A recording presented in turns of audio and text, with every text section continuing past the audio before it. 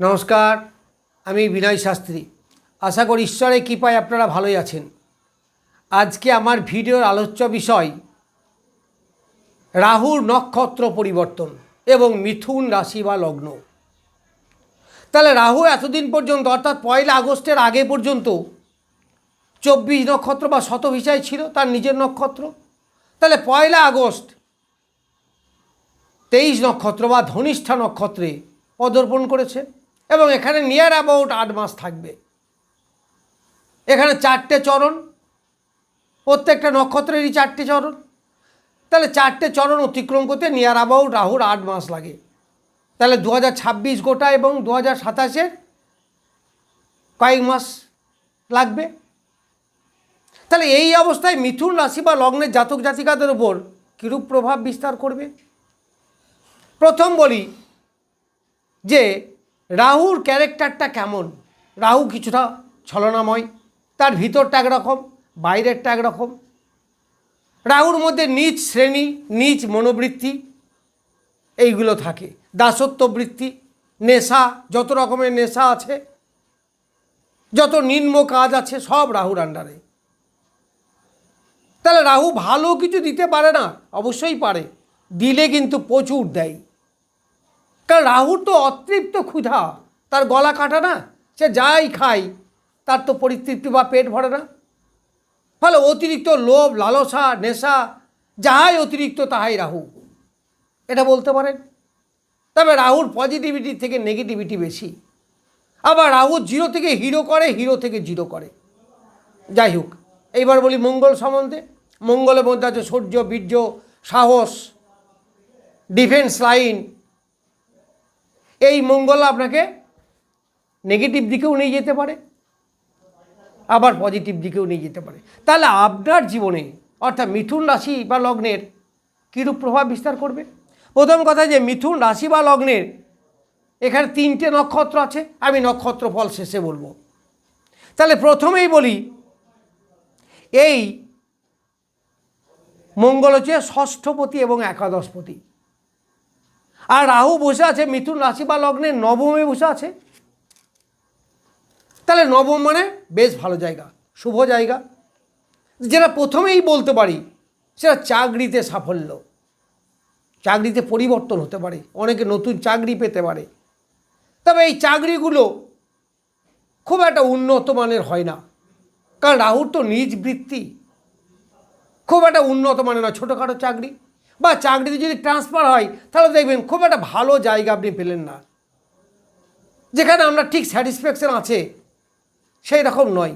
তার মধ্যে কিছু অসুবিধা, যাতায়াতের অসুবিধা, না হলে থাকার অসুবিধা, না হলে পরিবেশের অসুবিধা, কিছু একটা থেকেই থাকে।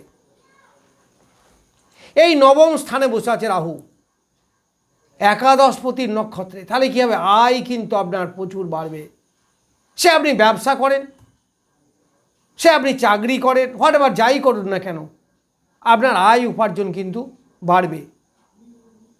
আবার এই রাহু ষষ্ঠপতি, তাহলে মঙ্গল ষষ্ঠপতি, ফলে পরিশ্রমও কিন্তু আপনার বাড়বে। এই নানা কারণে, দূরত্বের কারণে হোক, আর পরিশ্রমের কারণে হোক, আর পরিবেশের কারণেই হোক,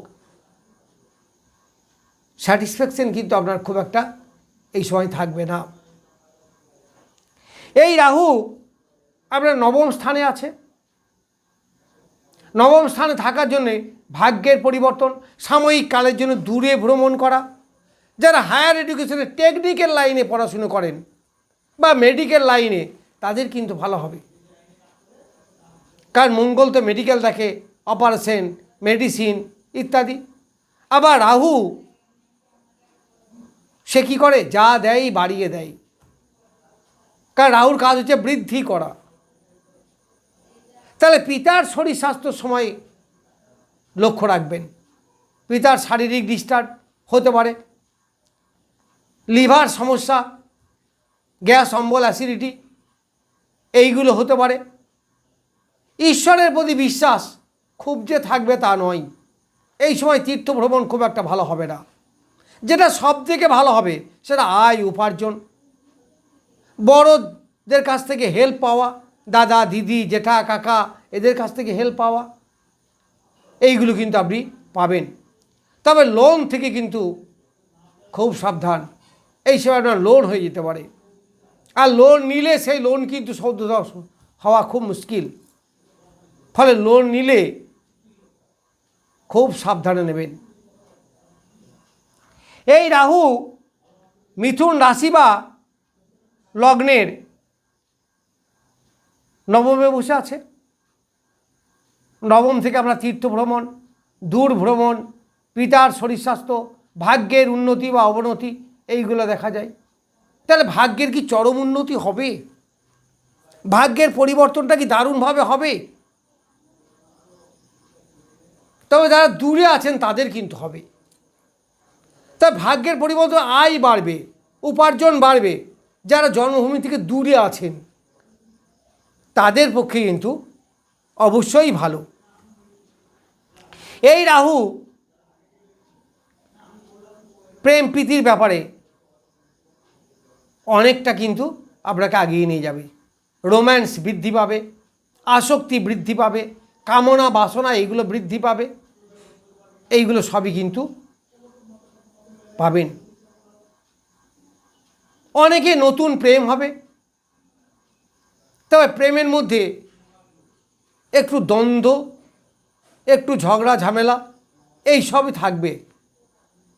আসক্তি বাড়বে, ভোগের ইচ্ছা প্রচণ্ডভাবে বেড়ে যাবে। এইবার আমি নক্ষত্র নিয়ে বলি। তাহলে মিথুন রাশিতে 3টে নক্ষত্র আছে। প্রথম হচ্ছে মৃগশিরা নক্ষত্রের 2টি চরণ, তারপরে আর্দ্রা, আর্দ্রার 4টি চরণ, তাহলে 6টা হলো। আর লাস্ট পুনর্বসুর 3টি চরণ। তাহলে এই মৃগশিরা নক্ষত্রের অধিপতি মঙ্গল, তাহলে মঙ্গলের নক্ষত্রেই আছে এই রাহু। তাহলে এই মঙ্গলের নক্ষত্রে যতদিন থাকবে দারুণ ভালো ফল দেবে, খুব ভালো ফল দেবে, এতে কোনো সন্দেহ নেই। তারপরে এখানে সাহস, কাজের প্রতি এনার্জি বৃদ্ধি, যে কোনো কাজে ডেভেলপ করা, কম্পিটিশনে এগিয়ে যাওয়া, শত্রুর সঙ্গে মোকাবেলা করা, এইগুলো কিন্তু করতে পারবেন। তবে রোগের দিক থেকে কিন্তু অবশ্যই সাবধান। শরীর স্বাস্থ্য এই সমস্ত নিয়ে হালকা ছোটোখাটো অ্যাক্সিডেন্ট হতেই পারে। গাড়ি ঘোড়া চালাবেন অবশ্যই সাবধানে চালাবেন। তারপরে আসবে 6 নক্ষত্রে, মানে আর্দ্রা নক্ষত্রে। এই আর্দ্রা নক্ষত্রে যখন আসবে তখন কিন্তু প্রচুর পয়সা দেবে, প্রচুর পয়সা দেবে। তার মানে বলতে পারেন যে মাস 3 পর থেকে, এক্স্যাক্ট টাইমটা আমার দেখি নাই, মাস 3 পর থেকে দারুণ পয়সা দেবে। কারণ রাহুর নিজের নক্ষত্র, আবার নবগ্রহ এটা সম্পদ নক্ষত্রে, ফলে দারুণ পয়সা দেবে। এই সময় আপনি যে কোনো ঝুঁকি নিতে পারেন, কিন্তু নেশা থেকে সাবধান। যে কোনো নেশা কিন্তু আপনাকে নষ্ট করতে পারে। তারপরে লাস্টে পুনর্বসু নক্ষত্র। এই পুনর্বসু নক্ষত্রের অধিপতি বৃহস্পতি। এখানে কিন্তু খুব একটা ভালো ফল আপনি পাবেন না। বৃহস্পতি নক্ষত্র হলেও কি ভালো পাবেন না, অর্থগতভাবে ভালো পাবেন, কিন্তু বিপদ, ঝামেলা, শত্রু, বাধা বিপত্তি এইগুলো কিন্তু এর সঙ্গে সঙ্গে আসবে, ফলে একটু সতর্ক থাকবেন। যাই হোক, আমি মিথুন রাশির ওপর রাহুর ধনিষ্ঠা নক্ষত্রের প্রভাব এই সম্বন্ধে কিছু বললাম। নমস্কার, আজ এ পর্যন্তই।